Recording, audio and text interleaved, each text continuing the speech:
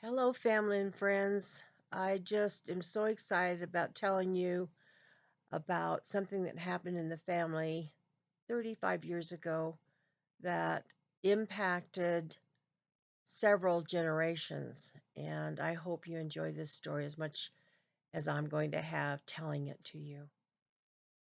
Um, my grandparents came for a visit about 35 years ago, and I set up a video camera to capture some of their childhood memories. And a story that my grandfather told me that really left a mark in my life was that when he was a small child, probably about 5, 6 years old, someone came to his mother's kitchen door and asked if there was anything he could do to earn a meal. And my grandmother told him that there was nothing that he needed to do, but that if he was hungry, to just sit down and she'd feed him. Well, after the meal, he offered to pay for it, and she said, absolutely not. It's, you know, something that I feel led to do, so you're welcome to the food. But he just would not leave without leaving a thank you gift on the kitchen table.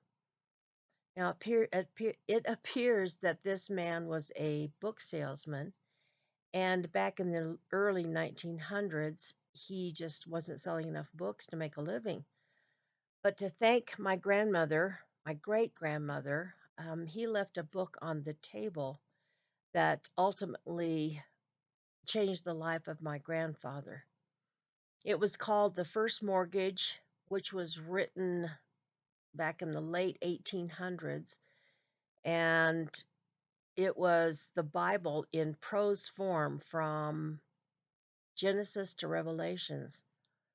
And as my grandfather recalled, his mother would read portions of that book every single night before he went to bed, he and his brothers and sisters, and it was a very sweet memory. In fact, he was able to quote verbatim a passage from the book, even though he hadn't heard the book for many, many years. I think he was about 84, 85 when he shared this story with me.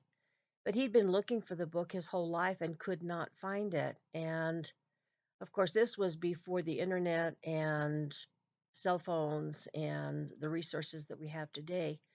So he really ran into dead ends left and right for many years. But as he told me the story, I asked him who wrote the book, and he said, all I know is it was published by Cook Publishing. Well, it turns out that Cook Publishing was centered in the very city where we lived. And I told him that I was going to try and find the book for him. Well, it didn't happen. I called Cook Publishing and I explained the name of the book and what it was about, and they didn't have a clue what we were talking about. So I just pretty much gave up, not knowing where to turn. Went to antique stores and things like that, but I couldn't find it. Well, one day back in 1985, I think it was, we were getting ready to go get our family picture taken, and we were running a little late. But on the way, um, I'm an avid garage sale person. I've been for many years before it was popular to do it. And we kept passing these garage sale signs, and I saw this one estate sale sign, and I felt led to have my husband drive there. And of course, my husband was quite upset because he said, we're going to be late for our appointment. And I said, well, it shouldn't take long. It's a Sunday afternoon, and I'm sure they don't have much left. And as it turns out, when we got there, it was about 3.5 blocks from the main road we were on. We walked up the driveway, and all that were left in this garage were books. And I got to talking to the person that was running the sale, and I said, "Well, do you have?" I said, "I can't remember the name of the book." I said, "But it was written in poetry form from Genesis to Revelations, and it was written around the late 1800s, early 1900s." And as it turns out, the person that the estate sale was for a pastor that had passed away, and they had sold almost everything but these books, and they had gotten wet and they didn't smell very good. They had a mildew type smell, and I basically said, well, there's nothing for us here. So I turned around and started walking down the driveway, and the Lord spoke to me and said, I want you to go back and buy all of the books. And of course, I did not want to buy a bunch of books. Why would I need a bunch of old books that smelled like mildew? But I acquiesced and I went and asked the person, well, how much you take for all of these books? Because I knew I didn't have time to go through each one. And they said, we take 10 cents a piece for them. And I said, well, how many books do you think you have? And they said, oh, I don't know.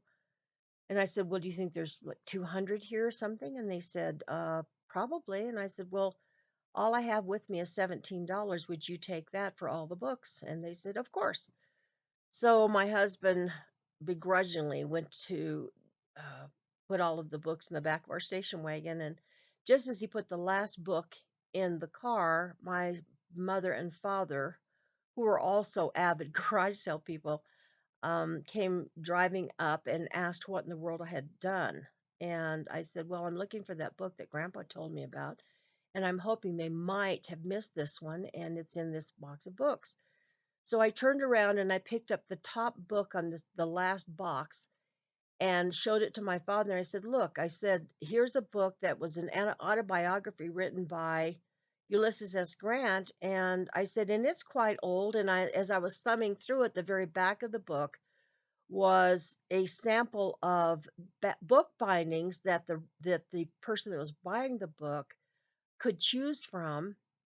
And I realized, well, this is a salesman's copy. So I said, well, anyway, I said, I said, I can't remember the name of the book, but I'm hoping it'll jog my memory if I find it. And as I turned around to put the book back where it was in gleaming silver script, The First Mortgage was on the top of that book underneath the salesman's copy.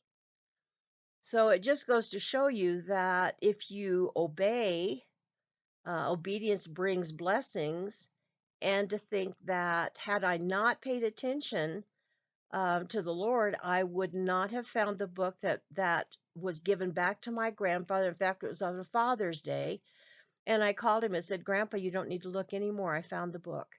And he was so delighted, and the book was quite old and very fragile. Um, it was written actually printed in 1905, and my grandfather was born in 1900. So I just think about his face when he was given that book, and I actually taped it on cassette back in the day when they made cassette tapes. Um, the cassette had my voice, and he was able to listen to my voice reading the story back to him. And as he sat in his wheelchair the last year and a half of his life, he listened to that every single day, and it brought him great joy and reminded him of his past and his mother and his family. And it meant a lot to him. And I actually have the book. Now, when my grandfather passed, my grandmother read the book, and then when she passed, my mother got the book, and then when my mother passed, I got the book returned to me. So I now have the book, and I will show it to you. I think you'll get um, a little chuckle out of what happened because it was so fragile. My mother decided the best thing to do would be to put a paper bag book cover on it, and so that's what she did. And so in my mother's handwriting, it says, as you can see, it's The First Mortgage, but it wasn't published by Cook. It was written by E.U. Cook. It was published by Rhodes and McClure back in 1904. So there you have it. This is the proof that the book, as you can see, it's quite old and dilapidated. But I got one good reading out of it, and my grandfather was so blessed by what the Lord did for him, and I'm blessed to be able to share this with you, and just to encourage you to listen for God's voice, um, obey the promptings when they come, because you will receive as great a blessing as my family did. Thank you so much for listening. I hope you enjoyed. Take care now. God bless. Bye bye.